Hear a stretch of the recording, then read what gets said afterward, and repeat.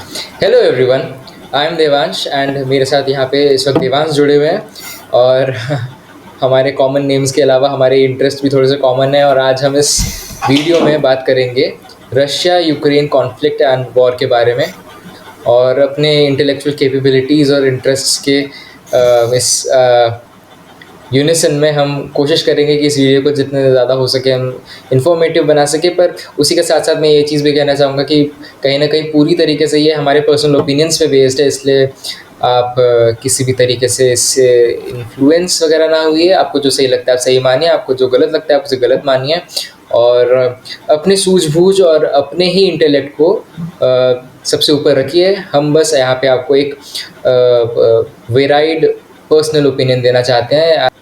We have been following the geopolitical interests over the world for as a personal hobby itself, and therefore हमें लगता है कि हम कहीं ना कहीं एक कंट्रीब्यूशन दे सकते हैं किसी तरीके का और हम वही कर रहे हैं।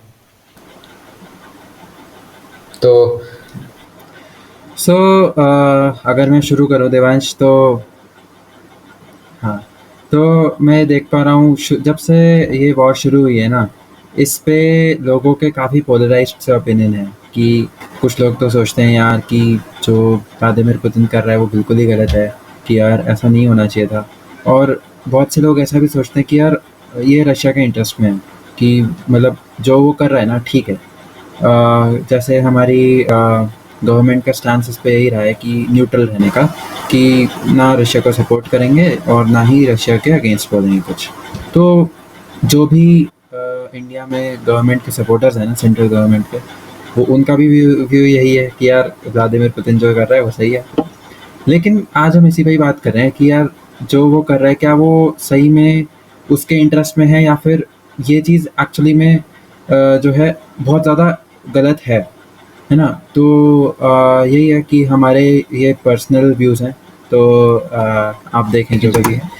तो अच्छा, जो पर्सनल ओपिनियंस की बात अभी जो पर्सनल ओपिनियंस की बात तूने करी है उसके बेसिस पे मैं ये कहना चाहूँगा कि कहीं ना कहीं जो सब लोग हैं वो उनका पर्सनल ओपिनियन एक तरीके से जो वो न्यूज़ वगैरह देखते हैं सोशल मीडिया हैंडल्स के थ्रू और अलग अलग साइट्स के थ्रू, तो उन्हीं के बेसिस पे हमारा पर्सनल ओपिनियन एक तरीके से बेस्ड होता है पूरी तरीके से। आप देख लीजिए, ट्विटर होगा या फिर इंस्टाग्राम होगा या फिर गूगल होगा या फिर आप पर्टिकुलर कोई आर्टिकल्स वगैरह पढ़ेंगे, वॉशिंगटन पोस्ट, न्यूयॉर्क टाइम्स वगैरह वगैरह। तो कहीं ना कहीं ये सब कुछ जो हम जिन चीज़ों से एक तरीके से ऑल स्ट्रिंग्स अटैच्ड इस वक्त हैं, ये कहीं ना कहीं totally controlled by western media है। एंड देयरफॉर जो general public across the countries है इस वक्त, वो रशिया को एज अ बिग बैड बुली समझ रही है और उनको लग रहा है कि रशिया जो गलत कर रहा है। और काफ़ी एंटी रशियन सेंटिमेंट्स भी हमें देखने को मिलते हैं, बल्कि कई जगहों पे तो हमने एंटी इंडियन सेंटिमेंट्स भी होते हुए देखे हैं बिकॉज ऑफ द एब्स्टिनेंस जो इंडिया ने यूनाइटेड नेशंस के काउंसिल में रखा है। और हमने जो किसी की भी पक्ष को ना लेने का फैसला किया हमारी सरकार ने, जो कि पर्सनल ओपिनियन में मेरे बहुत सही फैसला है। और तो कहीं ना कहीं ये जो चीज़ें हैं ये लोगों के पर्सनल ओपिनियंस पे बेस्ड है। और पर्सनल ओपिनियंस हम जो सोशल मीडिया, क्योंकि ये डिजिटल वर्ल्ड है तो हम जो सोशल मीडिया के थ्रू इंटरेक्ट करते हैं उसके ऊपर बेस्ड है, और वो चीज़ कंट्रोल्ड बाय वेस्टर्न मीडिया है इस वक्त। तो ये जो नैरेटिव्स वगैरह हैं और जो पर्टिकुलर हमें सो कॉल्ड जो हमें न्यूज़ वगैरह देखने को मिलती है, सो कॉल्ड जो हम वोक होते हैं पर्टिकुलर डिजिटल प्लेटफॉर्म्स के ऊपर, वो सब कहीं ना कहीं एक सबकॉन्शियस या फिर कॉन्शियस वे में एक वेस्टर्न इन्फ्लुएंस को इनटेक करना है। और इसी की वजह से मैं मानता हूँ कि इस वक्त पूरा समाज, पूरा वर्ल्ड जो इस वक्त है वो काफ़ी ज़्यादा आंख बंद करके रशिया को एज अ विलन देख रहा है स्टोरी में। सही बात है। अब इस पूरे सिनेरियो को समझने के लिए ना हमको काफ़ी पीछे जाना पड़ेगा। हमको 1991 से शुरुआत करते हैं हम ना। हाँ, तो 1991 में क्या हुआ, रशिया जो कि पहले यूएसएसआर कहलाता था वो टूट गया। मतलब यूएसएसआर ना मेनली एग्रीगेशन था 15 कंट्रीज़ का, ठीक है। सो ये यूएसएसआर जो था ना उस यूनाइटेड फेडरेशन थी, मतलब इसमें ज़ार के हाँ, हाँ। अंदर ही अंदर इस पूरे एग्रीगेशन में एक ऐसा मतलब इंस्टेबिलिटी आ चुकी थी कि इन सारी कंट्रीज़ को ना अलग होना पड़ा, किन्हीं कारणों की वजह से। तो अब जो था जब यूएसएसआर टूटा, तो उस समय जो वेस्टर्न कंट्रीज़ थी जैसे कि यूएसए, यूके वगैरह हो गए, तो ये लोग जो थे काफ़ी खुश हुए। आप ये सोचिए, देखिए आपका जो दुश्मन है वो तो आपकी बर्बादी पे खुश हो गई। तो जब इतना बड़ा देश टूट जाएगा, ठीक है? तो इतना बड़ा देश जब टूट जाएगा तो ऑब्वियसली तुम्हारा जो दुश्मन है वो खुश होगा। तो ऐसा ही कुछ हुआ और यूएसएसआर के लोग जो थे और यूएसएसआर की जो गवर्नमेंट थी, इनको दुःख बहुत हुआ कि यार हमारा देश टूट गया, है ना? और अगर हम व्लादिमीर पुतिन की बात करें तो ये उस समय ना रशिया की इंटेलिजेंस एजेंसी थी, केजीबी, यूएसएसआर के टाइम पे हुआ करती थी, ठीक है? तो उसके लिए एक स्पाई हुआ करते थे और ये ना काफ़ी ज़्यादा मतलब पेट्रियाटिक से हैं व्लादिमीर पुतिन। मतलब इनको अपने ये ना बहुत बहुत बड़े नेशनलिस्ट हैं और इनको अपने देश से बहुत ज़्यादा प्यार है। तो अब क्या हुआ उस समय, इनको भी बहुत दुख हुआ कि यार मेरा देश टूट गया, है ना? और जब ये पावर में आए ना, जब ये रशिया में पावर में आए, तो इनका एक बहुत बड़ा सपना था शुरू से कि मेरे को यूएसएसआर को रीएस्टैब्लिश करना है, ठीक है? तो अब यूएसएसआर को रीएस्टैब्लिश करने का जो सपना है, उसी को ही अब आगे बढ़ाते हुए आजकल ये चीज़ें हो रही हैं। लेकिन ये इसका एक प्राइमरी रीज़न नहीं है इस वॉर का। ये हम बोल सकते हैं कि हाँ, एक this is one of the reasons, this कहीं ना इज़ वन कहीं ऑफ द एक, रीज़न्स, हाँ, बट कहीं ना कहीं ये प्राइमरी रीज़न सबकॉन्शियस, नहीं है। प्राइमरी सब रीज़न कहीं ना कहीं जो है, सबकॉन्शियस, हाँ, ये एक रीजन हम कह सकते हैं है, हाँ, जिसको जिसको कहीं ना कहीं वेस्टर्न मीडिया जो है as a prime modus operandi के नाम से फ्रेम करना चाह रही है कि रशिया एक हाँ, तरीके से बस सही बात है। एक्सपेंशन चाहता है हाँ, और हाँ। बस अपनी टेरिटरीज बढ़ाना चाहता है वगैरह वगैरह।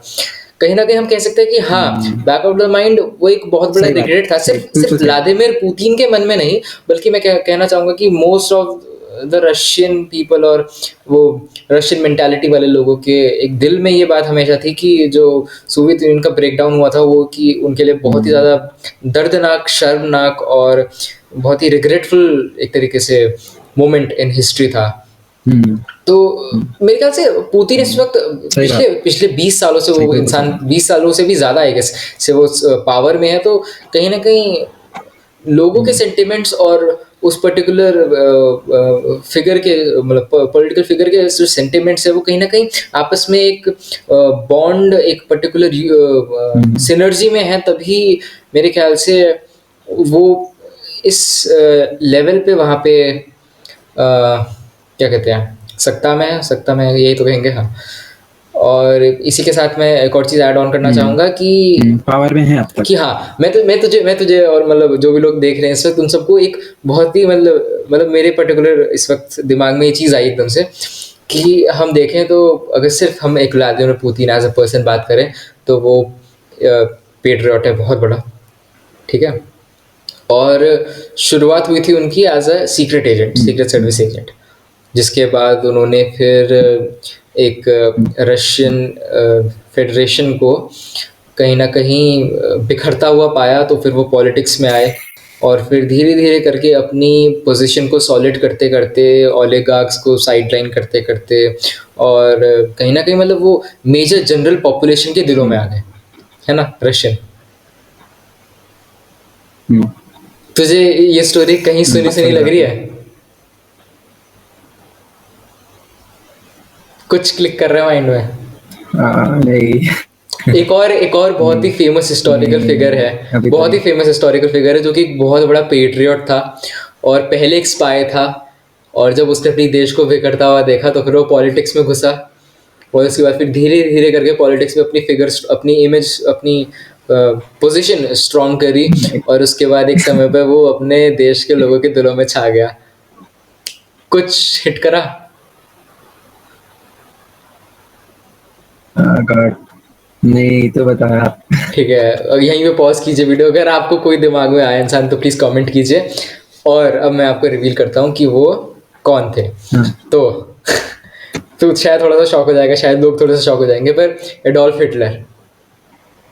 एक बहुत बड़े पेट्रियट, जो कि एक ओके, स्पाई, हाँ, जो कि मैंने एक मैंने अरे यार, जो कि मैंने एक स्पाई स्टोरी टर्न्ड सुनी थी, हाँ। पॉलिटिशियन टर्न्ड अ हाँ, पावरफुल प्रोमिनेंट हाँ, फिगर, हाँ, हाँ, जिन्होंने लोगों के हाँ, अपने देश के लोगों के दिलों में अपनी जगह बनाई, पावर स्ट्रॉन्ग करी, हाँ, और उसके बाद जो हुआ वो हुआ। हुँ। तो बस ये एक मतलब दो पावरफुल देशों और के मैंने ना पावरफुल फिगर्स के बीच में एक हुँ, एक सॉलिड कंपैरिजन हम कह सकते हैं हमें देखने को मिल रहा है। हाँ। और मैंने ना एडोल्फ हिटलर के बारे में ये भी सुना है कि इनका जो बचपन था ना, वो काफ़ी ज़्यादा मुश्किल रहा था। मतलब मतलब जब ये छोटे थे तो इनके लिए, हाँ, इनके लिए पढ़ना भी मुश्किल था, और मतलब इनके जो फैमिली की कंडीशंस वगैरह थी वो बहुत बुरी थी, हाँ। और फिर यही है कि यार जो बच्चा अपने घर में देखता है ना, तो फिर वो आगे चल के फिर मतलब वो बनता है वैसा ही। तो नहीं, वैसे ये बात नहीं है, बहुत देखो, अच्छा, एक छोटी सी बात हो गई। पर हम अपनी दैट गाय टॉपिक पे हेटेड वापस हिज आते हैं। फादर, और उसके पापा के साथ उसकी बहुत ज़्यादा लड़ाइयाँ होती थी, और वो अपनी मम्मी को बहुत प्यार हम्म, करता था, लेकिन उसके बहुत सारे भाई बहन हाँ, भी थे जो कि हाँ, बहुत ही प्री मेच्योर, जिन्हें कहते हैं प्री मेच्योरली मर गए थे यंग एज में बहुत ज़्यादा। और उनकी हाँ, जब उस इंसान हाँ, की हाँ, हाँ, हाँ, मदर की डेथ हुई, तो उसके बाद वो अपने पापा को छोड़ के चला गया, क्योंकि उसके पापा उसे ये भी फोर्स करते थे कि तू मेरी तरह क्लर्क बनना और कुछ और नहीं बनना वगैरह वगैरह। वो एक आर्टिस्ट बनना चाहते थे, तो फिर वो आर्टिस्ट बनने के लिए चले गए अपना घर छोड़ के। फिर वो आर्टिस्ट हाँ, नहीं बन हाँ, पाया इंसान, और उसके बाद फिर कहीं ना कहीं उसने फिर आर्मी ज्वाइन करी, आई गेस, हाँ उसने आर्मी ज्वाइन करी, और फिर उसमें उसने काफ़ी अच्छा प्रदर्शन दिखाया अपनी कैपेबिलिटीज़ का। फिर वो एक स्पाई बने, फिर वो एक पार्टी को स्पाई करने गए, फिर उस पार्टी के व्यूज़ से बहुत ही ज़्यादा प्रभावित हुए, फिर वो ज्वाइन करी उन्होंने पार्टी। फिर उन्होंने पब्लिक स्पीचेस दी, लोगों के सेंटिमेंट्स को उन्होंने पिन पॉइंट एग्जैक्ट उसी जगह पे करा जहाँ पे उन सबको कहीं ना कहीं अंदर ही अंदर दर्द हो रहा था, लेकिन लोग आपस में बात नहीं कर पा रहे थे उस बारे में। और फिर मैं यहाँ पे एक और बात कहना चाहूँगा कि अब काफ़ी लोग होंगे जो इस चीज़ को देख रहे होंगे, वो बोलेंगे यार तुम तो जो हो हिटलर और पुतिन जैसे लोगों को आइडियलाइज कर रहे हो। ऐसा कुछ नहीं है। हम किसी कुछ भी जिस मतलब कुछ भी गलत हुआ हो ना किसी के साथ, उस बिल्कुल भी नहीं है उसके साथ में, लेकिन हम उस पर्टिकुलर इंसान की एक क्वालिटी बता रहे हैं कि भाई वो इंसान कैसा था। तो यार इसको समझने के लिए ना 2014 में चलते हैं, ठीक है? तो 2014 तक क्या था, यूक्रेन में ना एक प्रो रशियन गवर्नमेंट थी। तो मतलब आपको ये भी समझना है कि यूक्रेन का जो ईस्टर्न पार्ट है ना, वहाँ के लोग जो हैं वो कन्वर्स भी रशियन में करते हैं, और वो हमेशा से रशिया का पार्ट बनना चाहते हैं। मतलब उनको कोई प्रॉब्लम ही नहीं है कि हम रशिया का पार्ट बन जाएँ। उसमें कोई दिक्कत नहीं है उनको। तो वहाँ पे कहीं कोई दिक्कत नहीं आती। लेकिन 2014 तक 14 के बाद क्या हुआ, यूक्रेन में प्रो वेस्ट गवर्नमेंट आ गई, ठीक है? प्रो वेस्ट मतलब कि आज के समय पे जो वहाँ के प्रेसिडेंट हैं यूक्रेन के, वोल्दामीर ज़ेलेंस्की, ठीक है? वो काफ़ी ज़्यादा प्रो यूएसए, प्रो यूके वगैरह जो ये वेस्टर्न कंट्रीज़ हैं, उनकी तरफ इनका झुकाव है, ठीक है? तो उस वजह से क्या हुआ ना, उसके बाद से ही हमने देखा है कि अब 2014 में ही रशिया ने जो था क्राइमिया एनेक्स कर दिया था, ठीक है? और उस समय जो था अब क्योंकि क्राइमिया का एनेक्सेशन बहुत ज़्यादा क्विक था, तो कंट्रीज़ को रिस्पॉन्ड करने का कोई इतना ज़्यादा टाइम नहीं मिला। बट एक मेजर जो एडवांसमेंट हुई थी उस समय कि इन सारी कंट्रीज़ में ना एक ग्रुप था G8, जी ठीक है? एट जी G8 एट को कंट्रीज़ जी का। सेवन कर दिया। G8 कंट्रीज़ अब G7 बन चुका है, क्योंकि उस समय, हाँ, रशिया को बाहर निकाल दिया गया क्राइमिया के एनेक्सेशन पर, ठीक है? अब हम इस पर आते हैं कि ये वॉर का क्या रीज़न है। वॉर के रीज़न पे आते हैं हम कि यार अब क्या है, कुछ समय से ना ये यूक्रेन चाह रहा था कि हम नेटो ज्वाइन कर लें। नेटो क्या है? NATO is North Atlantic Treaty Organization. तो नेटो जो है ना, हाँ, अब मैं नेटो के बारे में कुछ बोलना चाहेगा तू? नेटो यार, सिंपल शब्दों में अगर हम किसी को समझाना चाहें तो एक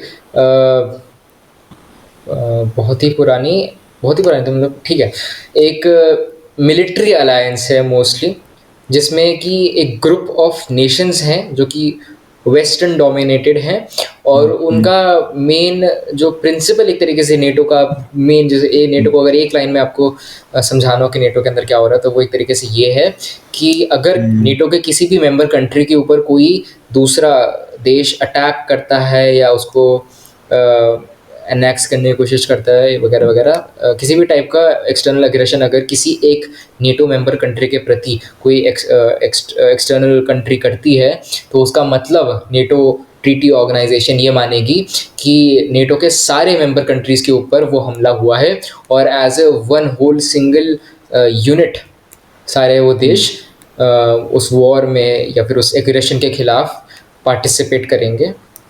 ये एक तरीके से नेटो का मेन फॉर्मेशन होने का, नेटो का मेन पर्पस यही है।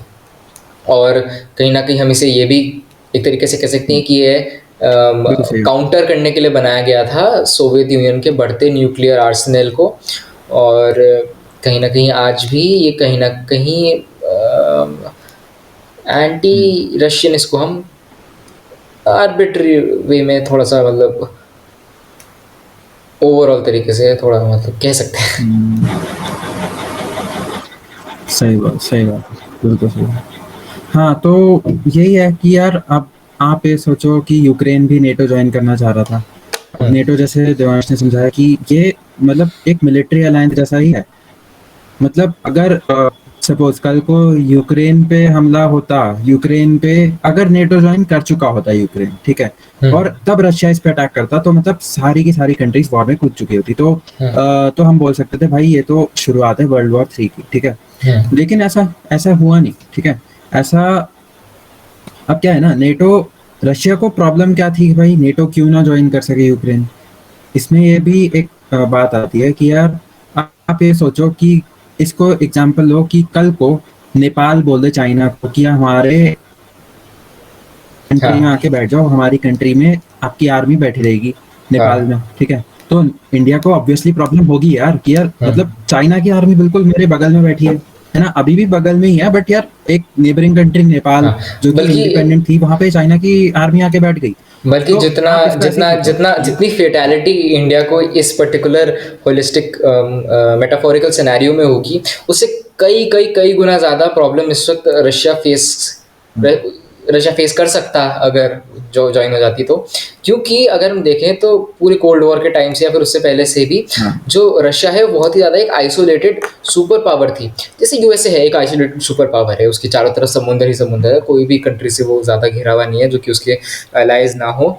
तो ऐसे में रशिया के जस्ट बगल तक अगर ये वेस्टर्न इन्फ्लुएंस फैल जाती है इतना क्लोज, तो कहीं ना कहीं ये एक तरीके से बहुत ही ज़्यादा प्रॉब्लमैटिक हो जाता है। क्योंकि अगर हम देखें तो सिर्फ एक नेबरिंग कंट्री वाली बात भी नहीं है, ये बात है कि अगर अमेरिका की बैलिस्टिक मिसाइल्स यूक्रेन में प्लांट कर दी जाए तो उनको डायरेक्ट शॉट मिलता है मॉस्को के ऊपर, जो कि रशिया का एक तरीके से centre of hold of power है।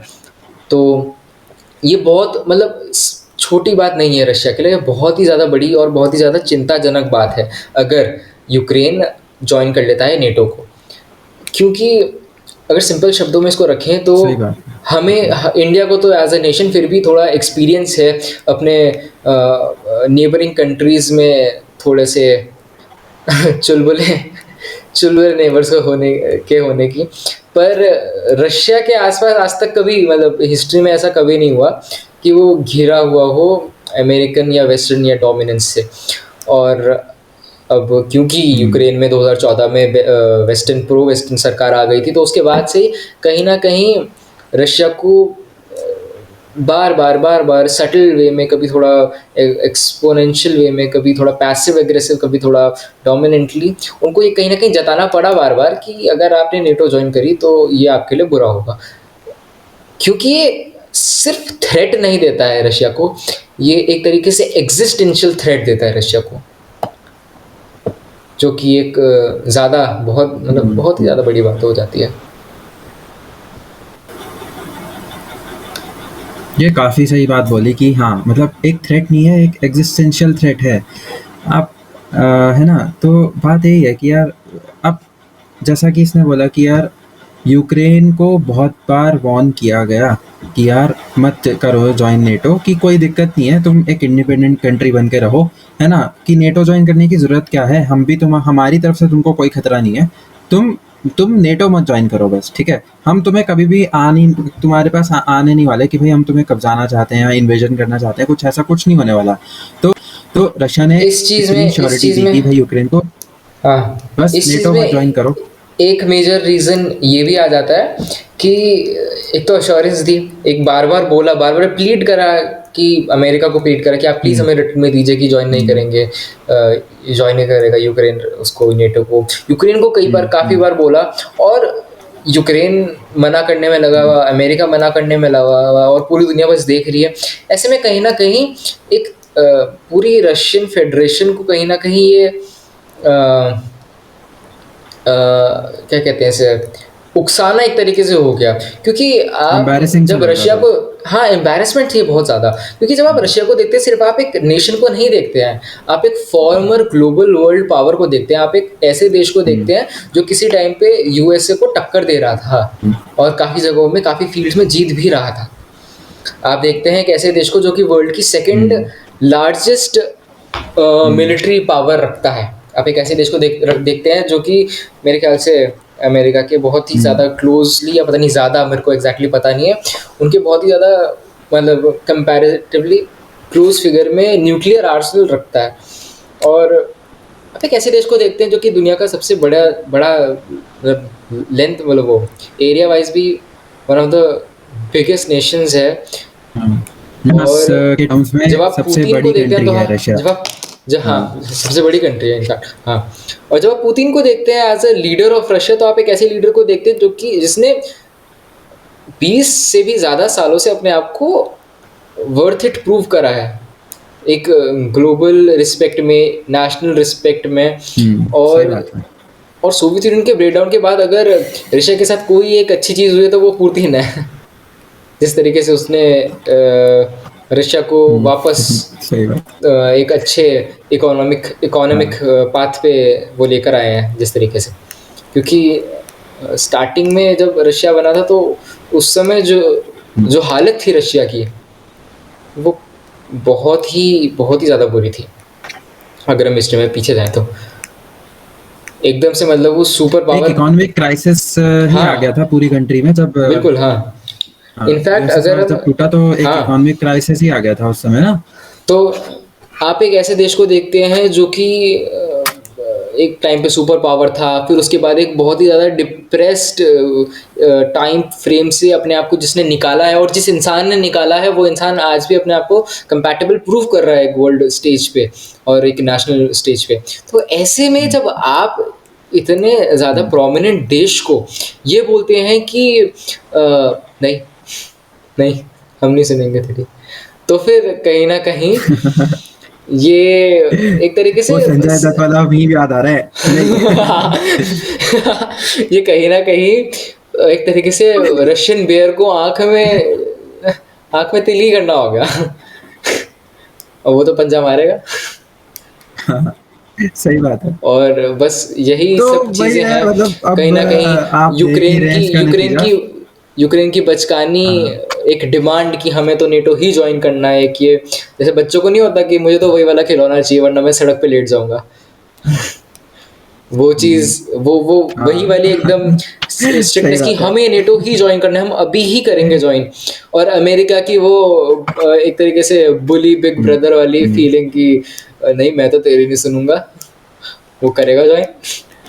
और हाँ, ऐसे में एक रशिया जो कि जो कि आज तक पिछले 20-30 सालों से, मतलब 40 सालों से आएगा, मतलब कितने सालों से आएगा, न जाने कितनी चीज़ों को लेके एक ग्लोबल फोरम पे पीसफुली, मैं कहूँगा पीसफुली अपनी बातों को रख रहा है, अपने ग्रीवियंसेस को रख रहा है अमेरिका के खिलाफ, इन बाकी चीज़ों के खिलाफ। क्योंकि ये पहली बार थोड़ी है कि नेटो ईस्टवर्ड एक्सपैंड कर रहा है, इससे पहले भी कई बार कर रहा है, और हर बार रशिया ने और पुतिन ने पीसफुली उसको वो करा, क्या वर्ड यूज़ करेंगे इसमें, ऑब्जेक्ट करा। तो पीसफुली ही देखा। हाँ, हाँ, मतलब हाँ। हाँ, तो ऐसे में अब ये चीज़ मतलब होनी थी। अगर आप इसको एक ये होलिस्टिक चीज वे में एक्चुअली में यार मतलब सिर्फ एक आप एक पोलराइज्ड व्यू से नहीं देखेंगे, और अगर आप होलिस्टिक व्यू में देखेंगे तो आपको साफ साफ दिखेगा हाँ, सब कि ये होना ही था, हो ही रहा था, ये जिस तरीके से सारी चीज़ें फंक्शन आउट हो रही थी। सही और बात इसमें है। मैं मानता हूँ अगर सबसे बड़ी किसी की गलती है, बिल्कुल सबसे सही बात बड़ी, है। अगर सबसे ज़्यादा कोई नाकामयाब साबित हुआ है तो वो है यूनाइटेड नेशंस। क्योंकि यूनाइटेड नेशंस जिस चीज़ के लिए बना था, बिल्कुल सही बात। आज यूनाइटेड वो नेशंस का कोई अ, अपनी स्पिरिट ही होल्ड नहीं कर पा रहा है यूनाइटेड नेशंस इस वक्त। मतलब उसका कोई मतलब नहीं रह गया।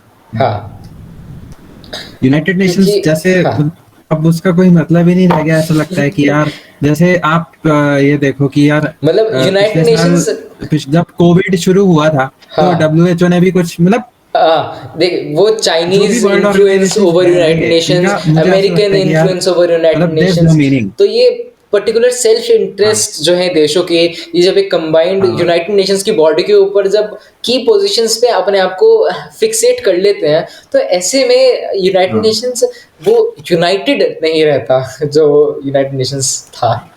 क्योंकि ऐसे में अमेरिका अपने सेल्फ इंटरेस्ट पूरे हम्म। करता है, चाइना अपने सेल्फ और इंटरेस्ट पूरे करता है, और फिर बाकी देश भी, रशिया भी क्यों नहीं करेगा, फ्रांस भी क्यों नहीं करेगा, बाकी सारे देश हैं वो क्यों नहीं करेंगे। हर देश इस वक्त बस सही अपने बात है। सेल्फ इंटरेस्ट पूरे करने में लगा हुआ है, और ग्लोबल रिस्पेक्ट्स, ग्लोबल उसको इंटरेस्ट्स को कोई भी उतना इम्पोर्टेंस नहीं मिल रही, सिवाय आई गेस क्लाइमेट चेंज के, या फिर ग्लोबल वार्मिंग के, या फिर हाँ, कार्बन एमिशन के। और इसमें भी क्यों हो रहा है मैं बताता हूँ, देख, इसमें भी जो हाँ, इतना ज़्यादा काम हो रहा है ये इसलिए हो रहा है क्योंकि भाई ब्रिटेन में तो आ गई इंडस्ट्रियल रेवोल्यूशन कई साल पहले, अमेरिका भी इंडस्ट्रियलाइज हो गया कई साल पहले, चाइना भी इंडस्ट्रियलाइज हो गया कई साल पहले, रशिया हाँ, भी मेरे ख्याल से इंडस्ट्रियलाइज है। हाँ, ऐसे में जब सारे डेवलप्ड नेशंस हाँ, पूरी तरह से फर्निश्ड हैं इन चीज़ों में, हाँ, तो सारा बर्डन किसके पास आ जाता है? इंडिया के पास आ जाता है, बांग्लादेश के पास आ जाता है, अफ्रीकन कंट्रीज के पास आ जाता है, उन कंट्रीज के पास आ जाता है जो इस वक्त थर्ड हाँ। वर्ल्ड कंट्रीज है, उन कंट्रीज के पास आ सही जाता है जो बात इस है, वक्त बिल्कुल सही डेवलपिंग बात है। नेशंस है। और एग्जैक्टली। ऐसे में जब डेवलप्ड नेशंस ये बात करते हैं हाँ, कि चलिए हाँ, सब साथ मिलके बिल्कुल जीरो कार्बन एमिशन कर देते हैं, तो कहीं ना कहीं ये पूरे वर्ल्ड को एक इक्वल बिल्कुल प्लेइंग सही बात ग्राउंड है, पे ले सही कह आते रहे हो हैं, बिल्कुल। जो कि नहीं है कहीं पर भी।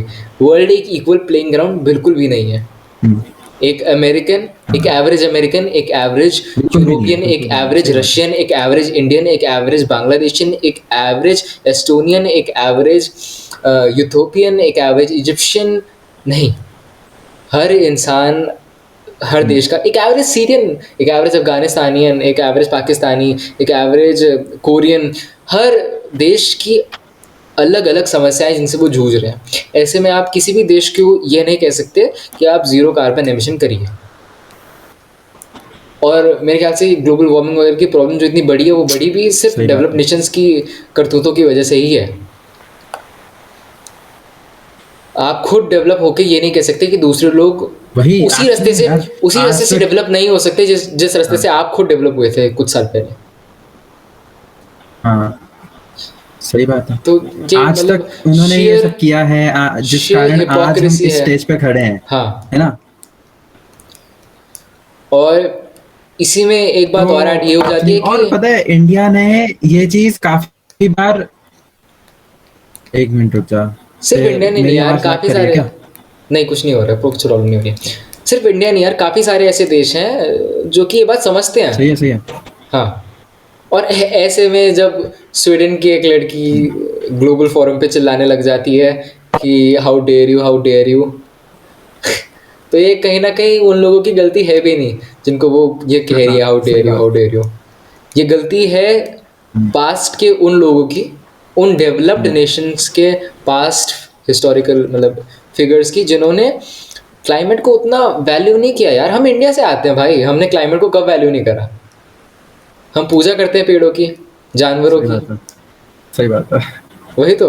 हाँ, ऐसे हाँ। में, और मेरे ख्याल से अफ्रीका वगैरह में भी ये काफ़ी सारे और ट्राइबल पता कल्चर्स है वगैरह हैं। एक और और बात है कि इंडिया ने ना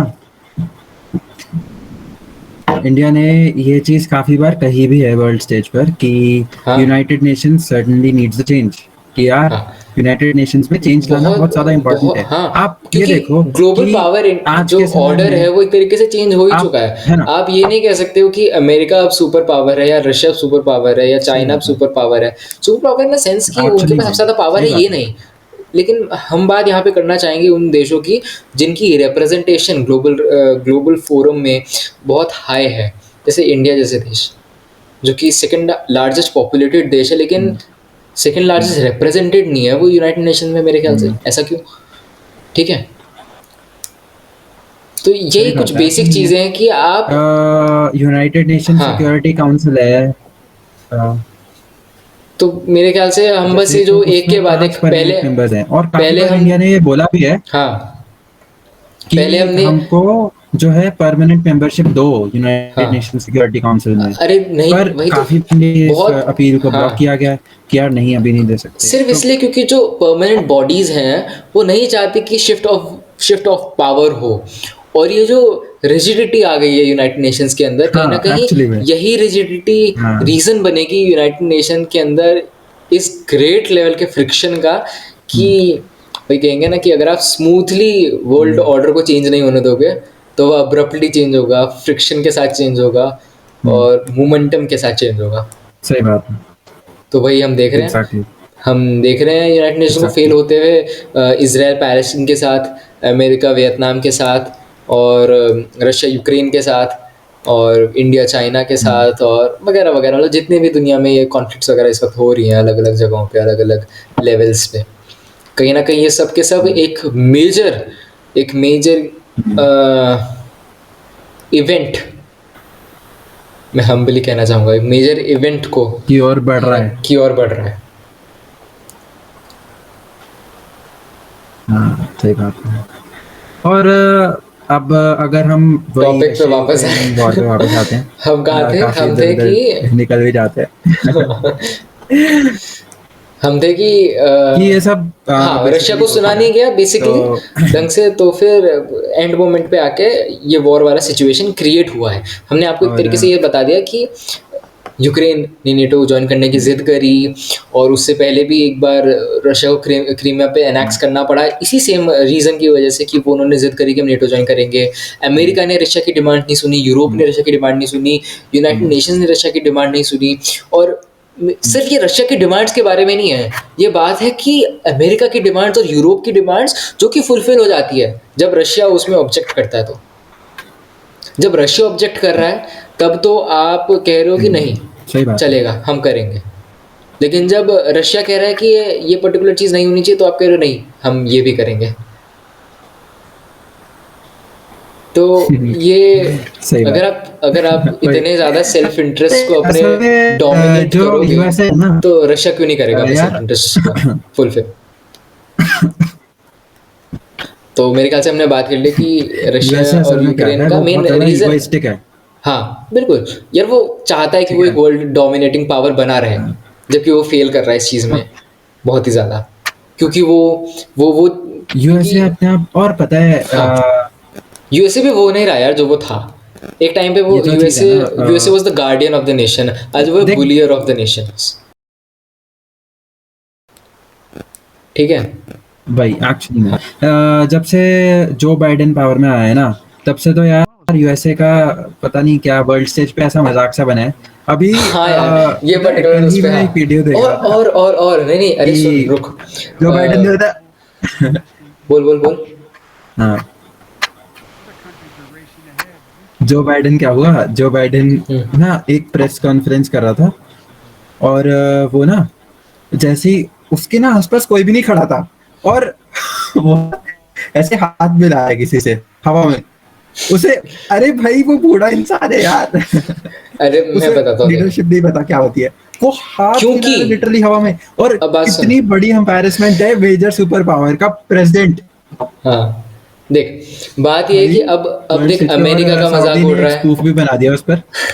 अमेरिका का मजाक उड़ रहा है, ग्लोबल स्टेज पे, यूरोप का मजाक उड़ रहा है ग्लोबल स्टेज पे, कहीं ना कहीं नेटो का भी मजाक उड़ रहा है कि आप पहले तो यूक्रेन को ज्वाइन कराने की बात कर रहे थे कि, और उसको उकसा रहे थे कि हाँ तो ज्वाइन करने की डिमांड कर वगैरह वगैरह, लेकिन अब जब हमला हो रहा है तो आप हाँ किसी भी तरीके से उसकी हेल्प नहीं कर रहे हो। मतलब हम्म, हाँ मॉनेटरी हेल्प हो रही है, वेपनरी हेल्प हो रही है, पर आप उसके लिए कुछ कॉन्क्रीट सही बात। हेल्प नहीं कर पा रहे हो, उसको अपने साथ ज्वाइन नहीं करा रहे हो। हाँ वो एक डेफिनेट रीज़न है कि आप वर्ल्ड वॉर 3 प्रिवेंट कर रहे हो, पर कहीं ना कहीं ये नेटो की इनकेपेबिलिटी भी थोड़ी थोड़ी दिखाता है। कमी है। हाँ, क्योंकि जब आप एक हाँ, एक उस कंट्री को बचा नहीं पा रहे हो जो कि आपको ज्वाइन करना चाहता है, तो आप कैसे ये प्रूव कर सकते हो कि आप उन कंट्रीज को बचा पाओगे जो आपको ज्वाइन कर रखे हैं? वर्ल्ड वॉर 3 तो प्रिवेंट करनी है, वो तो तब भी करनी पड़ेगी अगर आपकी किसी एलाई हाँ, नेशन पे हमला होता है, एक्चुअली नेटो नेटो मेंबर पे हमला होता है। एक्चुअली सही रशिया है। तो तब भी धमकी देगा कि हम अपने न्यूक्लियर वेपन्स को अलर्ट पे ला रहे हैं। तब तो आप सोच रहे हैं या आप मतलब मान रहे हैं कि आप सबके सब हमला कर देंगे, लेकिन अभी आप सोच रहे हैं कि नहीं नहीं हम तो वर्ल्ड वॉर 3 प्रिवेंट कर रहे हैं भैया। तो ये भी कोई पर्टिकुलर मतलब रीज़न नहीं हुआ, सही बस एक बात है। ड्रामेटिक एक्सक्यूज़ है। ठीक है, मैं बात ये कर रहा था कि हाँ तो अब क्योंकि इन इन वेस्टर्न साइड की और इनकॉम्पिटेंस एक और और बात बताऊं मैं, इनकैपेसिटीज प्रूव हो रही है, तो इसीलिए ये वॉर बहुत ही ज़्यादा क्रूशल हो जाती है, क्योंकि अब अमेरिका अपनी जान लगाएगा कि यूक्रेन जीते, यूक्रेन खड़ा रहे वॉर में। नेटो अपनी पूरी जान लगाएगा कि यूक्रेन हारे ना और रशिया जीते ना। और रशिया के ऊपर ये बात आ जाती है कि रशिया का भाई मजाक उड़ जाएगा, बहुत गंदे वाला पुतिन का मजाक उड़ जाएगा एज अ इनकॉम्पिटेंट लीडर अगर वो ये जंग हार जाता है। वही, रशिया रशिया बैंकरप्ट हो जाएगी, फिर से टूट जाएगी, पता नहीं क्या क्या हो जाएगा रशिया के क्योंकि साथ अगर वो ये यूक्रेन की वॉर यार हार जाता है। आर्मी जो है ना, हाँ यूक्रेन की आर्मी तो आज तक डेवलप ही नहीं हुई। यूक्रेन की तो आर्मी कुछ भी नहीं है यार, मिलिट्री कुछ नहीं है रशिया के सामने। इट वही। इज हाँ द सेकंड लार्जेस्ट हाँ मिलिट्री इन द वर्ल्ड। ठीक है, हाँ तो उस मतलब अगर ये रशिया हार जाता है इस वॉर को, तो it would be a major major major embarrassment for Putin and हाँ रशिया। बिल्कुल। तो और यार वही है। और ऐसे में रशिया भी अपना कुछ भी करेगा कि वो वॉर जीत सके। हाँ बिल्कुल, ऑब्वियसली।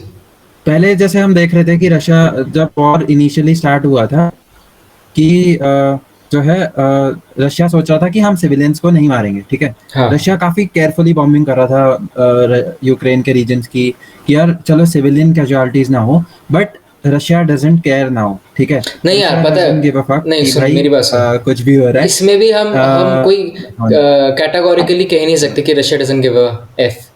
ठीक है, क्योंकि हाँ, मैंने फिर से वही हाँ, स्टार्टिंग वाली बात पर आता था जो मैंने बहुत स्टार्टिंग में बोली थी कि जो भी हम देख रहे हैं सुन रहे हैं वो सब वेस्टर्न कंट्रोल्ड इन्फ्लुएंसेस हैं हमारे ऊपर। ठीक है, अगर अगर अगर आप चाहते हो कि अगर आप as a hmm, hmm, president of Ukraine या लीडर ऑफ यूक्रेन ये चाहते हो कि आपके सिविलियन बचे रहे, तो आप उनको वॉर पे जाने की ट्रेनिंग क्यों दे रहे हो? है ना?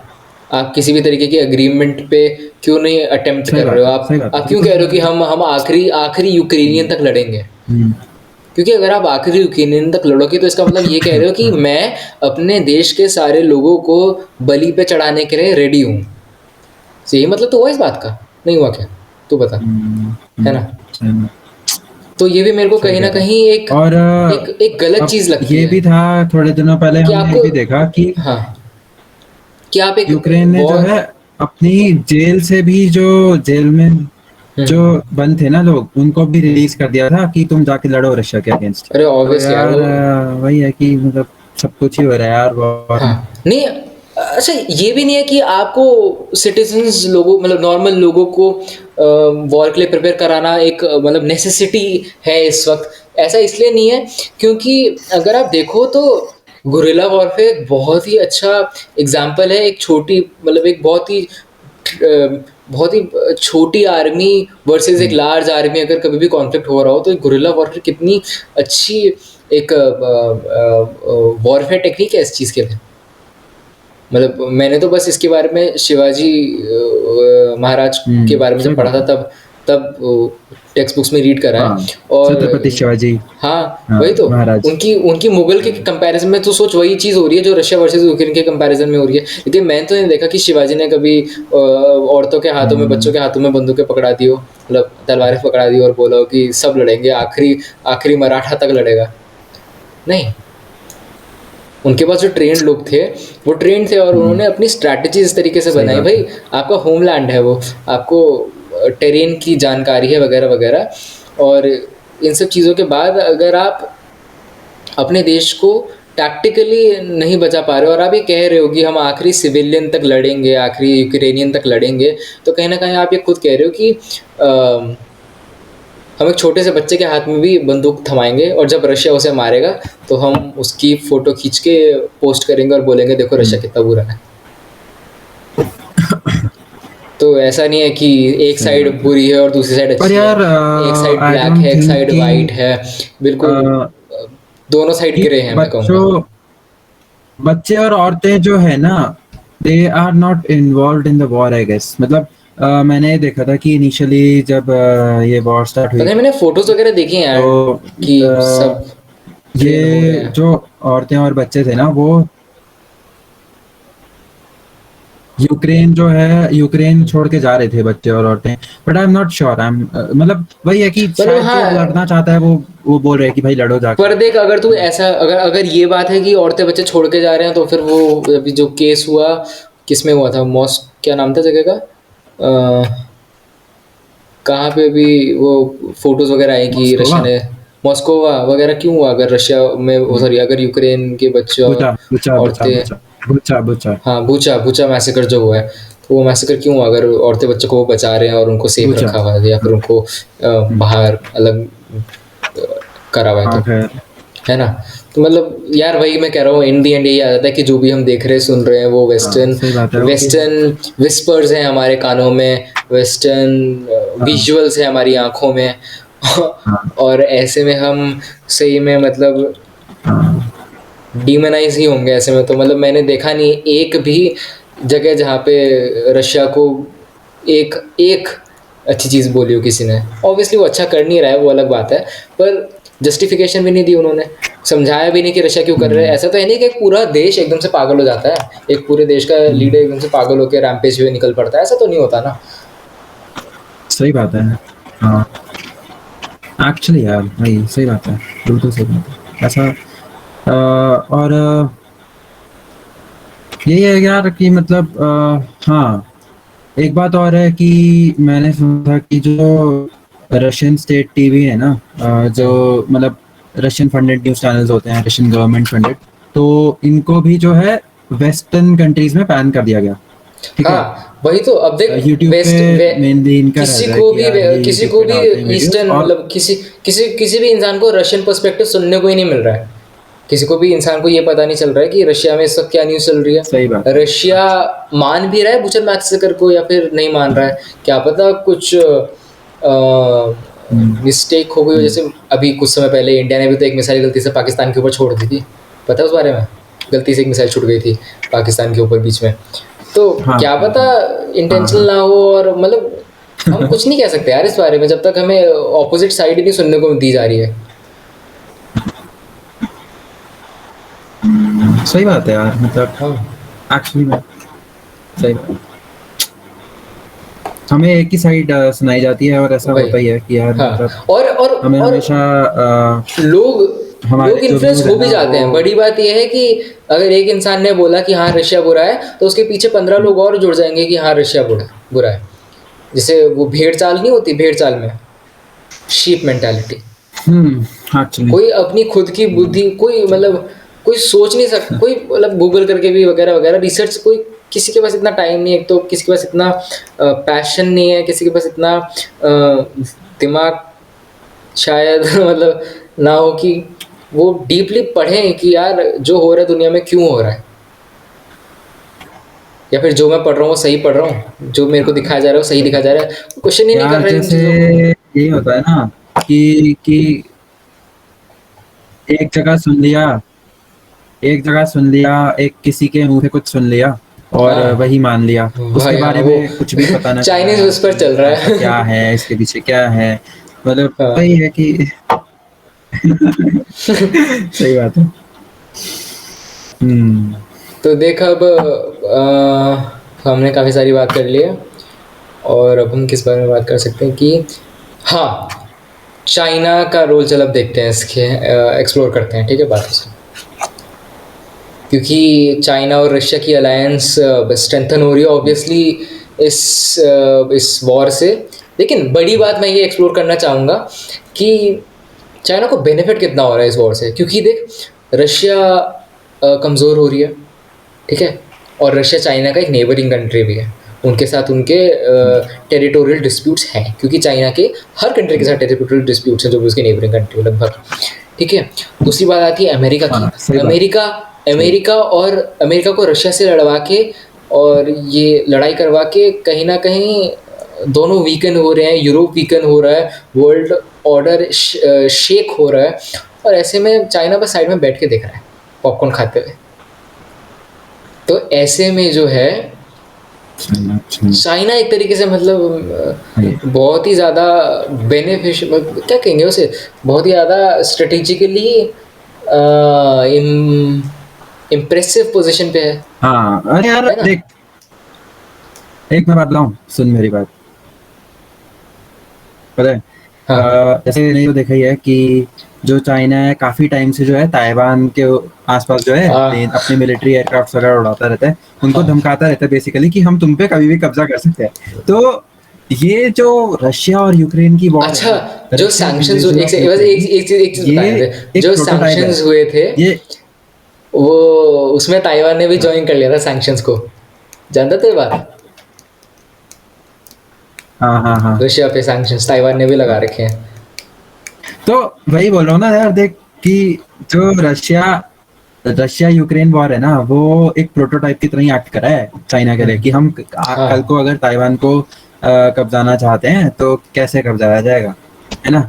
और उन्हें ये भी पता है कि यार यूएसए आज के टाइम पे ना, मैं बता रहा हूँ, यूएसए चाहे कुछ भी बोलता रहे ना कि हम ताइवान की रक्षा करने के लिए आएंगे, ताइवान पे अटैक होगा तो पक्का होगा, पक्का हम उसका बचाव करेंगे ये वो, बट ऐसा कुछ नहीं होने वाला। वही कल को चाइना ताइवान को इस वॉर से वही साबित हो रहा है एनेक्स कर कि लेगा और नहीं आ कोई रहा कोई कंट्री देश नहीं किसी आएगी। और को बचाने, अगर कोई न्यूक्लियर पावर हमला कर रहा है किसी पे तो।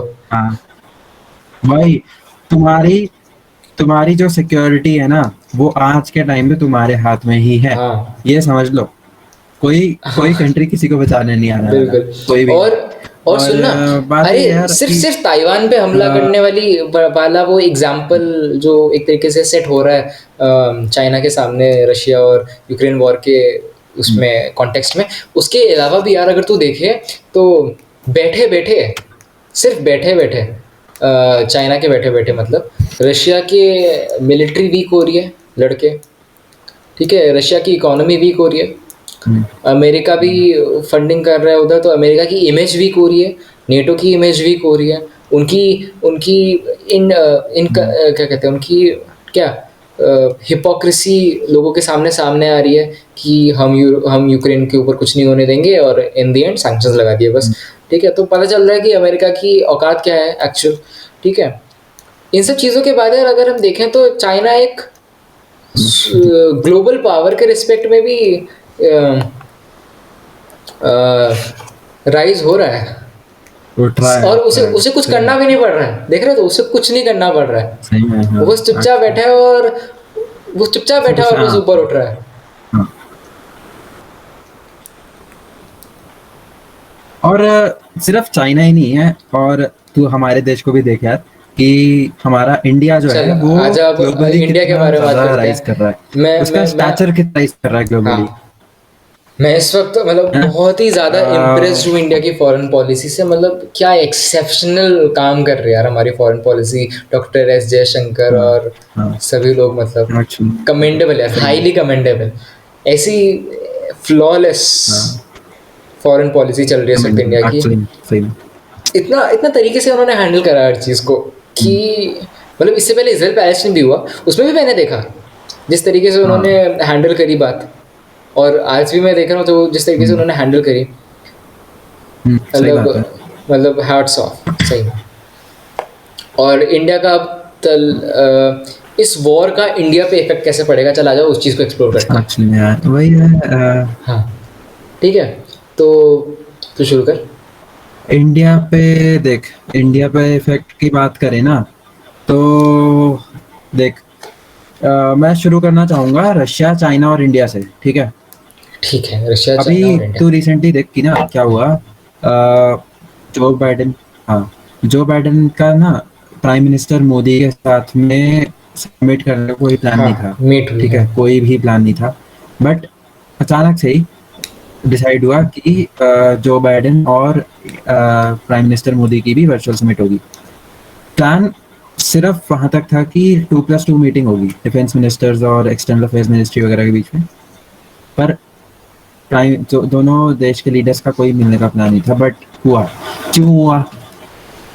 यूएसए, असल में जो है ना, यूएसए इस समय बहुत ज़्यादा डरा पड़ा है कि अगर बाई चांस रशिया, इंडिया और चाइना का कोई अलायंस बन गया ना, इकोनॉमिकली, ठीक है, ऐसा तो नहीं बना ना हाँ, मिलिट्री अलायंस वगैरह, बट इकोनॉमिकली, ठीक है, मतलब ऐसा कुछ पेमेंट सिस्टम वगैरह डेवलप हो गया तीनों के बीच, जिससे ट्रेड वगैरह बढ़ जाए, या हाँ। रशिया की इकोनॉमी एक तरह से सुधर जाए, और तीन तीन सुपर पावर्स तो नहीं, बट तीन काफी ज्यादा पावरफुल काफ़ी कंट्रीज साथ आ पावरफुल गए, कंट्रीज़ तो हैं। यार तू ये देखना कि हाँ, कि जो अगर चाइना इतना हॉस्टाइल ना होता हमारी तरफ, और चाइना एक बड़ी पिक्चर देख रहा होता कि यार अगर हमें जो ये साइड है ना, पूरा एशियन कॉन्टिनेंट हमें डेवलप कराना है, तो चाइना और इंडिया मिलकर साथ चलें, ठीक है, तो काफी, मतलब मेरे को लगता है कि इस रीजन के डेवलपमेंट के लिए काफी हाँ अच्छा हो यार, सकता है। बिल्कुल हाँ। पूरा एशियन कॉन्टिनेंट एक तरीके से है ना? अपलिफ्ट अपलिफ्ट हो जाता हाईली। लेकिन अब जब प्रेजेंट कॉन्टेक्स्ट में हम इस बात को देखते हैं तो हमें देखने को मिलता है कि चाइना और अपलिफ्ट, इंडिया के और रिलेशंस पता है, एक्चुअली बहुत ज़्यादा डिप्रेसिंग है इस वक्त। ट्रस्ट बिल्कुल भी नहीं है दोनों देशों के बीच में। लेकिन रशिया और इंडिया के रिलेशंस बहुत अच्छे हैं, रशिया और चाइना के रिलेशंस एक्चुअली बहुत सही अच्छे हैं। बात। लेकिन ये चीज़ अब हमारे ऊपर एक हम्म, थ्रेट भी पोज करती है, क्योंकि रशिया और चाइना और इंडिया, समझ रहे हैं बात को। लेकिन यहाँ पे फिर से हमारी फॉरेन पॉलिसी को दाद देनी पड़ेगी कि उन्होंने अमेरिका के साथ इतने अच्छे संबंध बना रखे हैं कि चाइना को काउंटर करने के लिए अमेरिका साथ है। हम्म, ऑब्वियसली वॉर के उसमें तो हम कुछ भी एक्सपेक्टेशन नहीं रख सकते किसी भी देश से इस हम्म। पर्टिकुलर कॉन्फ्लिक्ट को नहीं, कुछ देखने के एक्सपेक्ट नहीं बाद। सकते, हाँ सही बात। पर इकोनॉमिकली और बाकी हम्म, तरीकों से भी जो क्वाड बना है, मिडिल ईस्ट वाला क्वाड बना है, और बाकी भी जो देशों के साथ इंडिया के रिलेशंस हैं, इसराइल के साथ फॉर एग्जांपल जो रिलेशन हमारे बहुत अच्छे हैं, जापान के साथ रिलेशन, ऑस्ट्रेलिया के साथ, अमेरिका के साथ, मिडिल ईस्ट में इंडिया अपनी इन्फ्लुएंस बढ़ा हम्म, रहा है। मेरे ख्याल से धीरे धीरे हमें अफ्रीका में भी थोड़ा सा शुरू करना चाहिए अपनी इन्फ्लुएंस बढ़ानी। हमारी यूरोपियन देशों के साथ थोड़ा अच्छे रिलेशंस हैं। तो ऐसे में अगर हम देखा जाए तो चाइना से दुनिया इस वक्त चिड़ी हुई है। भले ही वो एक सुपर सुपर इकोनॉमी हम उसे कह सकते हैं एक तरीके से सही है बात। इस वक्त, पर कहीं ना कहीं हम्म, सब पिस्ड ऑफ है चाइना से ड्यू टू कोरोना ऑब्वियसली।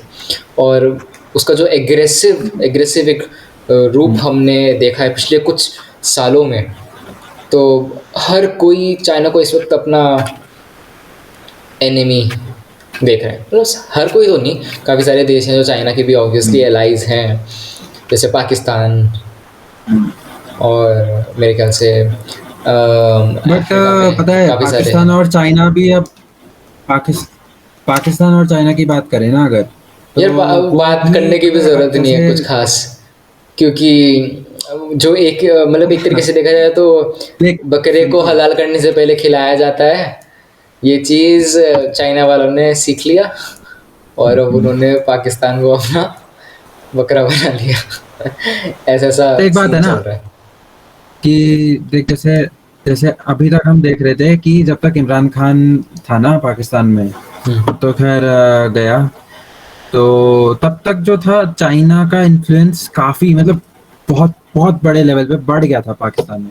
पर हम ये देख रहे हैं कि मुझे ऐसा लगता है कि यार जैसे इमरान खान ने ना पाकिस्तान के रिलेशंस जो है यूएसए के साथ, उनका भी कुछ सोचा नहीं कि भाई यूएसए के साथ क्या होगा हमारे रिलेशंस का, बट जैसे जो खराब करे यहाँ हैं। पे नया प्राइम मिनिस्टर आया शहबाज शरीफ, तो शहबाज शरीफ मुझे लगता है कि वो चाहता है कि हाँ, देखना पड़ेगा भाई, यूएसए के देखना साथ भी पड़ेगा कोई हमारे जो ये रिलेशंस है वो किस अच्छे तरीके से रहेंगे। सारी चीज़ें आपस में फंक्शन आउट होती हैं, किस तरीके से पाकिस्तान के नए पीएम, नए लीडर किस तरीके से एक्ट करते हैं, क्या डिसीजंस लेते हैं, उनकी पॉलिसीज़ कैसी होती है।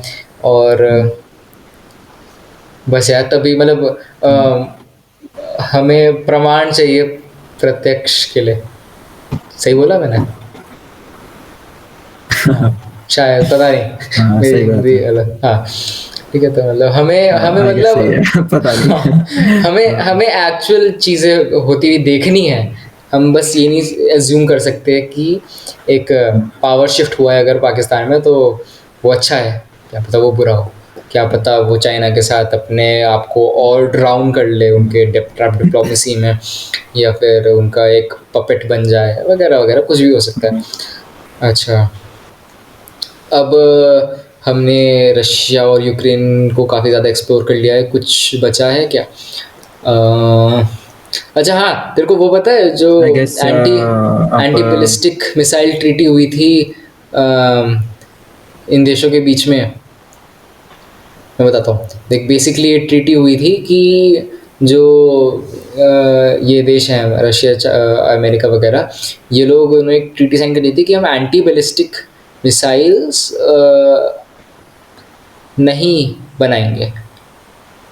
बस जो मतलब, क्योंकि इससे क्या होगा कि एक देश बैलिस्टिक मिसाइल छोड़ेगा, दूसरा उसको काउंटर करेगा, फिर वो काउंटर करने के बाद वो मिसाइल छोड़ेगा, वो दूसरा वाला देश काउंटर करेगा, फिर दोनों आपस में मिसाइल छोड़ते रहेंगे, काउंटर करते रहेंगे एक दूसरे को, तो मतलब वॉर एक्सटेंड हो जाएगी। तो हम एंटी बैलिस्टिक मिसाइल बनाएंगे नहीं और मारने देंगे दूसरे देश को, एक दूसरे को, ताकि एक बार में बात ख़त्म हो जाए, बढ़े ना कि लड़ाई चल रही है। लेकिन फिर क्या हुआ कि नॉर्थ कोरिया और ईरान ने जो है एंटी बैलिस्टिक मिसाइल्स बना ली, ठीक है।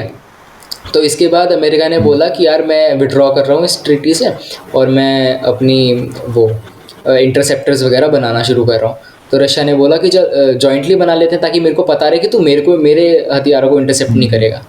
लेकिन उसने बात नहीं मानी, और उसने इन दी एंड ऐसे ऐसे एरियाज़ में वो इंटरसेप्टर्स प्लांट कर दिए जहाँ पे रशियन मिसाइल्स भी इंटरसेप्ट हो सके। देख रहे तू, मतलब सिर्फ बातों के रिस्पेक्ट में नहीं, डिप्लोमेसी के रिस्पेक्ट में नहीं, और ट्रीटीज़ के रिस्पेक्ट में नहीं, हर जगह उन्होंने रशिया को पोक करा है वेस्ट ने। तो अब इसके बाद अगर हम बोलते हैं कि पुतिन इतना बोल्ड क्यों हो गया एकदम से, तो पुतिन बोल्ड नहीं हुआ है भाई, वो अपने देश की सेल्फ रिस्पेक्ट बचा रहा है एक तरीके से, ठीक है। और ऑब्वियसली रेपरकशंस तो होंगे, Exactly, सही।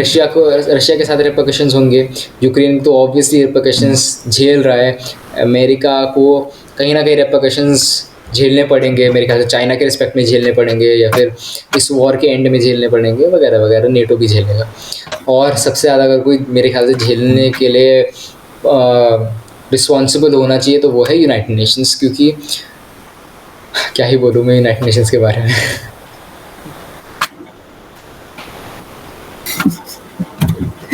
मजाक है भाई, कुछ नहीं है। बिल्कुल, यूनाइटेड नेशंस लेकिन जो भी कहो, इस वॉर का जो एंड होगा, अगर वो किसी पर्टिकुलर ट्रीटी के थ्रू नहीं होता है, मतलब अगर पीस टॉक्स नहीं होते हैं और ये एज अ वॉर एंड होती है, तो बॉटम लाइन ये है कि दोनों साइड, वेस्ट और रशिया, अपनी पूरी जान लगा देंगे जंग जीतने के लिए, किसी भी हद तक चले जाएंगे। मेरे ख्याल से वर्ल्ड वॉर 3 के हद तक शायद चले जाएं लोग, क्योंकि पॉइंट ये है कि जो भी साइड हारेगी उसके लिए ये एक ह्यूमिलिएशन ऑफ द सेंचुरी हो जाएगा। समझ रहे हैं बात को? इसलिए अरे यार, अभी वो भी तो हुआ था एक जो रशिया की एक वॉरशिप थी, बाल्टिक सी में डिप्लॉयड थी है, हाँ मॉस्कोवा नाम की ना। हाँ तो उसको यूक्रेनियन मिसाइल ने उड़ा दिया, ठीक है। And Russian state TV declared कि this is the start of world war 3, ठीक है। हाँ। तो मतलब एक थ्रेट के जैसे ही देख सकते हैं कि अभी तो वो वही बस है, एक हाँ। बात कर रहा है कि हाँ भाई ऐसा कुछ होता रहा, कंटिन्यू रहा, तो वर्ल्ड वॉर 3 पास है। तुम नहीं, ये जैसे मैंने देखो, अभी हम कुछ समय किसी पहले भी बोला चीज था को करने से कि कतराएंगे रशिया नहीं। के ऊपर एक एग्जिस्टेंशियल थ्रेट था, मतलब यूक्रेन अगर नेटो ज्वाइन कर लेता तो। लेकिन अगर अब हम इस वॉर को अगर देखें, तो ये हो जाती है नेटो वर्सेस रशिया, और इसमें दोनों ही पार्टीज़ को एक एग्जिस्टेंशियल थ्रेट है, और इसीलिए ये एक फाइट फॉर एक्सिस्टेंस हो जाती है नेटो वर्सेस रशिया में। देख रहा है तू? इस वॉर का मतलब, इस वॉर की इम्पोर्टेंस बहुत ही ज़्यादा सिग्निफिकेंट हो जाती है। और अगर इसमें हम थोड़ा सा पीछे जाएं तो जब सोवियत यूनियन बटा था, तब यूक्रेन को अपने सारे न्यूक्लियर आर्सेनल दे देने के लिए वेस्ट ने वो कर दिया था कि हाँ ठीक है, दे दे, क्या ही फर्क पड़ता है ना, फोर्स है ना? किया था। वही। 1994 की बात है। ये हाँ। एक ट्रीटी थी कि हम्म। भाई आप ना, ये एक्चुअली में पेपर्स पे साइन हुआ था कि अच्छा। यार तुम अपने ना न्यूक्लियर वेपन्स दे दो, ठीक है। हाँ। और हाँ, कि भाई न्यूक्लियर वेपन्स दे दो, वेस्ट ने बोला।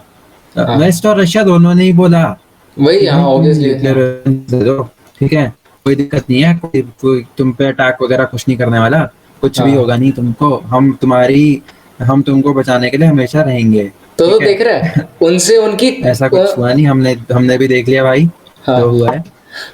अबे तो इससे देख देख, एक तरीके से तो ये देख कि यूक्रेन के यूक्रेन के यूक्रेन को उन्होंने उनके न्यूक्लियर आर्सेनल देने को कन्विंस कर दिया आराम से। यूक्रेन ने दे दिए। उसके बाद फिर उन्होंने यूक्रेन को बोला कि हम्म, नेटो ज्वाइन करने के लिए हो जाओ, प्रो वेस्ट हो जाओ, थोड़ा इस साइड आ जाओ, वगैरह वगैरह। और रशिया धमकी दे रहा है, अरे कोई नहीं, रशिया कुछ नहीं करेगा, आ जाओ, है ना। और हाँ, मतलब उन्होंने रशिया को पोक करवाया यूक्रेन के थ्रू, है ना। और उसके बाद यूक्रेन जब लड़ाई शुरू हो गई, तो उसके बाद अब बस बैकग्राउंड से पॉपकॉर्न खाते हुए देख रहे हैं कि यार बुरा हो गया, एक काम करते हैं, थोड़ी सी पैसे दे देते हैं उनको, थोड़े से हथियार दे देते हैं उनको, है ना। थोड़ा होल्ड ऑन कर ले, वो बेचारे वर्ल्ड के सेकंड सही लार्जेस्ट, बात है। दुनिया के सेकंड लार्जेस्ट आर्मी के साथ लड़ रहे, थोड़े पैसे दे देते हैं ना, जरूरत पड़ेगी, थोड़े हथियार देते हैं, जरूरत पड़ेगी। ये तो वो बात हो गई कि भैया, सही बात है बिल्कुल। देख रहे हो मतलब, तो पूरा सिनेरियो समझ, वही था। और ये समझने के बाद तेरे को पता चलता कि एक्चुअल जो इस पूरी वॉर का रिस्पॉन्सिबल एक एंकर है, या रिस्पॉन्सिबल एक पर्टिकुलर पिन पॉइंट अगर हम किसी को कर सके तो वेस्ट है भाई। देखा था तुम? एग्जैक्ट, सही बात। पहले यूक्रेन को कन्विंस करा कि यूनिक्ला असल छोड़ दे, फिर यार मतलब यूक्रेन को बोला कि नेटो ज्वाइन कर ले, फिर लड़ाई होने वाली है, नहीं नहीं तू ज्वाइन कर, तू मना मत कर ज्वाइन करने से, लड़ाई होने वाली है भाई, नहीं नहीं तू, हम संभाल लेंगे, लड़ाई नहीं होगी, चिंता ना कर, लड़ाई हो गई तो हम निंदा करते हैं लड़ाई की, और हम सैंक्शंस लगाएंगे, है ना। जैसे हमने 2014 में भी लगाया था, फॉर एग्जाम्पल, मतलब मैं बताता हूँ, सैंक्शंस जब लगाएंगे भाई। क्रीमिया हुआ था तब भी, क्रीमिया हाँ, के टाइम पे भी सैंक्शंस लगे हाँ। थे रशिया पे। पर सैंक्शंस कोई वही है पहली चीज नहीं है जो हो रही है।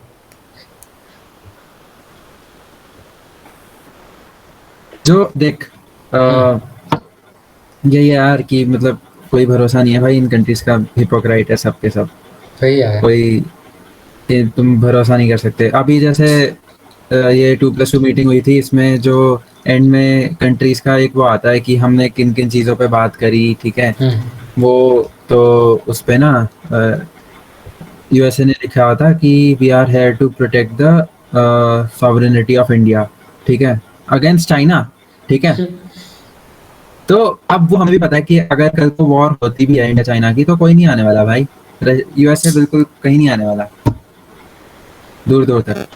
और मतलब एंड आई थिंक कि हम केपेबल हैं, हम हाँ, परफेक्टली हम ऑब्वियसली केपेबल हैं कि यार, भाई हम मतलब अपने आप को बचा सकते ऑल हैं। थैंक्स हमारी टू आर्मी, हमारी मिलिट्री ऑल केपेबल है भाई, तो all thanks to the prominent figures in our post-independent history that we have seen. All thanks to them. All thanks to Atal Bihari Vajpayee. All thanks to Dr. APJ Abdul Kalam. All thanks to all the people who were associated with Pokhran tests. All those who actually did something positive for the nation in this respect. For example, Homi Jai Baba also, and Sarabhai and all those people. ये जो India के लोग थे यार, ये सही में मतलब हमारे जो हिस्टोरिकल फिगर्स हैं post independent India, all of them they contributed a lot. आज इंडिया जिस मुकाम पे खड़ा है वो सिर्फ मोदी की वजह से नहीं है, सिर्फ किसी एक पर्टिकुलर पार्टी, किसी एक पर्टिकुलर चीज़ की वजह से नहीं हुई है। ये एक पूरा डिसीजंस हैं और लॉ में मतलब डिसीजंस, लॉ मेकिंग्स और पॉलिसीज़ वगैरह जो हमने पास्ट में इम्प्लीमेंट करी है, सब कहीं ना कहीं थैंकफुली कहीं ना कहीं फिट इन हुए और एक तरीके से इन्होंने इंडिया को आज स्ट्रॉन्ग पोजीशन ला के खड़ा करा है।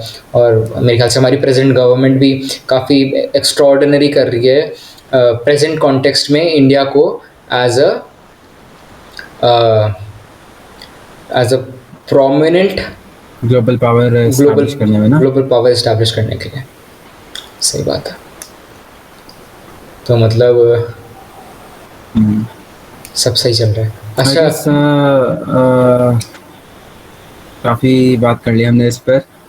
मेरे ख्याल से एक चीज़ रह गई बस, वो हमने ये बात नहीं करी कि सैंक्शंस वगैरह से क्या कुछ असर होगा रशिया यूक्रेन को। तेरे हिसाब से क्या हो सकता है? मतलब रशिया को ऑब्वियसली, यूक्रेन को क्या रशिया ब्लीड आउट हो जाएगा सैंक्शंस से, क्या लगता है? यार देख, मैंने सुना तो था कि मेरे को एग्जैक्टली याद नहीं आ रहा यार ये चीज़। देख, पर तूने सुना जो है वो तूने सुना है सोशल मीडिया वगैरह वगैरह से, और ये सब वेस्टर्न कंट्रोल्ड, तो वो तो बोलेंगे कि रशिया को बहुत नुकसान हो रहा है, यूएसए ने जो सैंक्शंस लगाए हैं उससे रशिया एकदम ब्लीड आउट हो चुका है। ना, अरे वो चीज़ नहीं है, वो चीज़ नहीं है, वो दूसरी चीज़ है। मैं किसी और चीज़ की बात कर रहा था कि सैंक्शंस का असर हुआ था, फिर आई गेस व्लादिमीर पुतिन ने कुछ कहा था कि असल में क्या था कि जब सैंक्शंस इनिशियली लगे थे ना, तो रशिया की इकोनॉमी जो थी वो काफी ज्यादा, मतलब जो रूबल था ना, रूबल गिरा था और फिर वापस उठ गया, बहुत नीचे जाने लगा कुछ दिनों में वापस उठ गया रशियन रूबल। हाँ, वापस उठ गया। और उसमें कुछ व्लादिमीर पुतिन ने काफी सही चीज करी थी, मुझे याद नहीं आ रहा वो एग्जैक्टली। उसने मेरे ख्याल से करेंसी का जो रिजर्व है वो अपने उसको, करेंसी का जो रिजर्व होता है ना, वो पहले फॉरेन उसके वो थे जो उन्होंने फ्रोज कर लिए वेस्ट ने, पर उसके बाद उसने शायद गोल्ड वगैरह में वो करा अपनी करेंसी के रिजर्व को ट्रांसफर, और उसके बाद रूबल वापस उठ गया। और उसने वो भी करा, बाकी देशों को ये बोला कि हमसे जो भी आप लेते हैं सामान वगैरह, तो आप रूबल में कन्वर्ट करके अपने पैसों को, और फिर हम हमारे साथ ट्रेड करेंगे। तो ये भी इसलिए पॉसिबल है क्योंकि वो स्विफ्ट से निकल गए। तो कहीं ना कहीं स्विफ्ट से उनको निकालना, मुझे लग रहा है ये पुतिन ने एंटिसिपेट कर रखा होगा पहले से कि स्विफ्ट से निकालेंगे तो मैं जल्दी से अपनी रूबल को वो करूँ वापस, क्योंकि डॉलर एक तरीके से वर्ल्ड करेंसी बन रखी थी ना अब तक, लेकिन अब एक तरीके से रशिया एक ऐसा देश है जो कि रूबल के वही जो तुम बोल रहे हैं ना कि देख, सैंक्शंस का क्या है ना कि रशिया एक इतनी बड़ी कंट्री है ना, इतना कुछ मिलता है यार वहाँ पे, ऑयल, नेचुरल गैस वगैरह भरमार है भाई उस सब चीज़ों की। तुम ऐसी कंट्री को नहीं आइसोलेट कर सकते यार, ऑयल की पूरी दुनिया को जरूरत है, तुम क्या बात कर रहे हो बताओ? ठीक है, नेचुरल गैस की जितनी जरूरत यूरोप को है उतनी जरूरत मुझे लगता नहीं भाई किसी और रीजन को है, क्योंकि काफी मतलब साल का काफी टाइम रहता है जहाँ ठंडी रहती है कंट्रीज ना, तो इनके जो हीटिंग वगैरह का जो सिस्टम है इसमें नेचुरल गैस का काफ़ी ज़्यादा यूज़ होता है। तो अब इसलिए वो इनकी इतनी ज़्यादा डिपेंडेंसी है ना नेचुरल गैस पर, मेनली रशियन नेचुरल गैस पर। ठीक है, 50% तो इनकी डिपेंडेंसी उसी पे ही है, रशियन नेचुरल गैस पर। तो कहाँ से आइसोलेट कर दोगे, कहाँ से तुम उस पर सैंक्शन लगा के ऑब्वियसली नहीं कर सकते तुम। ठीक है, कुछ नहीं हो सकता, इतनी बड़ी कंट्री को सैंक्शन से बर्बाद नहीं कर सकते यार, कुछ बड़ा ही करोगे, बड़ा वही हो सकता है World War 3 चालू हो जाएगी और क्या हो जाएगा। ठीक है, चलो यार, तो कमेंट्स करें, इसको खत्म करें। हाँ यार, आई गेस अब इस पे काफी बात कर ली। ठीक है, तो काफी टाइम हो गया। तो अगले हफ्ते वापस आते हैं, ठीक है, और बातें करेंगे, और होपफुली अगली बार इतनी रात नहीं होगी, बातें करते हैं। और सही बात है।